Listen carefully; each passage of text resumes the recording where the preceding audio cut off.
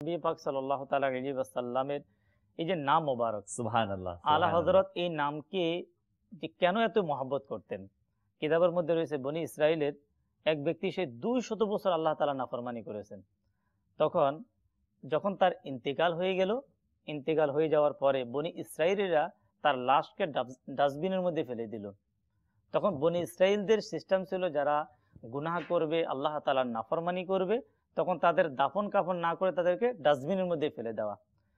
ওই ব্যক্তিকে যখন ময়লা আবর্জনা স্তূপের মধ্যে ফেলে দেওয়া হলো, তখন আল্লাহ রাব্বুল আলামিন মুসা আলাইহিস সালাতু ওয়াস সালামের কাছে ওহী প্রেরণ করলেন যে আমার নবী মুসা আলাইহিস সালাম, তোমার উম্মতেরা আমার একজন প্রিয় বান্দাকে, তোমার উম্মতেরা আমার একজন প্রিয় বান্দাকে কাফন দাফন না করিয়ে ময়লার স্তূপের মধ্যে ফেলে দিয়েছে, তুমি যাও, আপনি গিয়ে আপনার হাত দিয়ে কি করেন, মুসা আলাইহিস সালামকে আল্লাহ তাআলা ইরশাদ করলেন আপনি কাফন এবং দাফনের ব্যবস্থা করুন।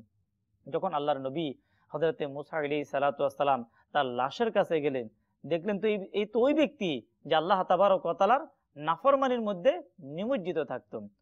যেহেতু আল্লাহ তাবারক ওয়া তাআলার হুকুম, মুসা আলাইহিস সালাতু ওয়াস সালাম গোসল দিলেন, কাফন দাফনের ব্যবস্থা করলেন। দাফনের পরে আল্লাহ রাব্বুল আলামিনের দরবারে ফরিয়াদ করলেন, এই মালিক ও মাওলা, এই এমন কোন কাজ করেছে আপনি তার উপর এত খুশি হলেন যে আমি নবীর হাতে তার কাফন দাফনের ব্যবস্থা করলেন। তখন আল্লাহ রাব্বুল আলামিন বললেন, হে মুসা আলাইহিস সালাম, যে সে সকলেই জানে সে গুনাহগার, সে বদেকার, কিন্তু সে যখন একদিন আপনার উপর নাজিলকৃত যে কিতাব তাওরাত, ওই তাওরাত শরীফ যখন খুললো, ওই তাওরাত শরীফের মধ্যে আমি যে নবীকে সৃষ্টি না করলে কোনো কিছুই সৃষ্টি করতাম না, আমার সেই প্রিয় নবী মুহাম্মদ আরবি সাল্লাল্লাহু তাআলা আলাইহি ওয়াসাল্লামের নাম মোবারক পেল। সুবহানাল্লাহ।